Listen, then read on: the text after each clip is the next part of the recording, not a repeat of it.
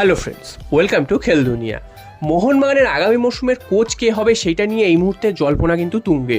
তোমরা অনেকেই আমার কাছে জিজ্ঞাসা করেছো মোহনবাগানের কোচের কি হবে, কারণ হাবাস তিনি কোচ থাকবেন কি থাকবেন না এটা নিয়ে তো একটা জল্পনা চলছিলই, কারণ হাবাসের শরীরের অবস্থা একদমই ভালো না তোমরা জানো, যার জন্য কিন্তু আইএসএল এর সেকেন্ড লেগে কিছু সময়ের জন্য হাবাস মাঠের বাইরেও ছিলেন এবং যার ফলে মোহনবাগানকে কিন্তু অনেকটা বিপদে পড়তে হয়েছে।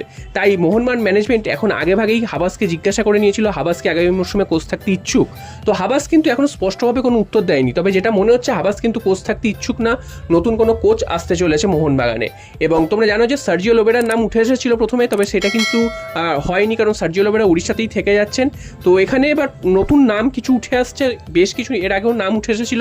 তো এবার কিন্তু যে নামটা উঠে আসছে সেটা কিন্তু খুবই চমকপ্রদ একটা নাম, বিখ্যাত একজন কোচের নাম কিন্তু এই মুহূর্তে উঠে আসছে, তিনি হচ্ছেন ডিয়েগো আলোনসো। ডিয়েগো আলোনসোর নাম মোহনবাগানের সাথে লিঙ্ক আপ হয়েছে এবং তোমরা যদি সোশ্যাল মিডিয়া দেখো সেখানে কিন্তু সর্বত্র ছড়িয়ে পড়েছে এই নামটা, মোহনবাগানের আগামী মৌসুমের কোচ হতে চলেছে।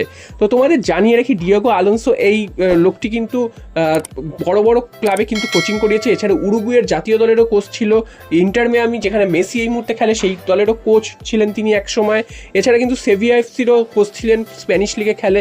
তো এইরকম বড় বড় দলের কিন্তু তিনি কোচ ছিলেন। তো সেই কোচকেই নাকি মোহনবাগানের কোচিং করাতে দেখা যাবে আগামী মৌসুমে। তো এই নিউজটা কিন্তু ছড়িয়ে পড়েছিল চারিদিকে। তো তোমাদের জানিয়ে রাখি এই নিউজটা কিন্তু সম্পূর্ণ ফেক, কারণ মার্কাস মার্গুলোও তিনি কিন্তু জানিয়ে দিয়েছে মোহনবাগানের সাথে যে এই লিঙ্ক আপটা তৈরি হয়েছে সেটা কিন্তু সম্পূর্ণ ফেক এবং এর কিন্তু কোনো ভিত্তি নেই।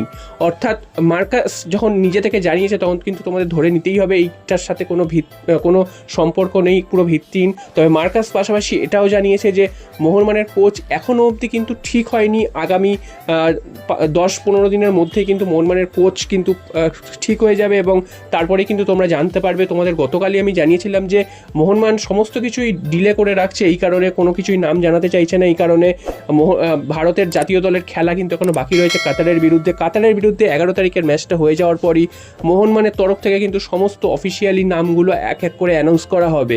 শুধু জাতীয় দলের খেলার জন্য কিন্তু এই সময়টা নিচ্ছে মোহনবাগান, এবং মোহনবাগান যখন অ্যানাউন্স করতে শুরু করবে তখন কিন্তু যেটা শোনা যাচ্ছে মোহনবাগান সব বড় বড় চমক দিতে চলেছে। কী চমক সেগুলো কিন্তু কিছু কিছু জানা গেলেও সব কিন্তু জানা যাচ্ছে না এই মুহূর্তে।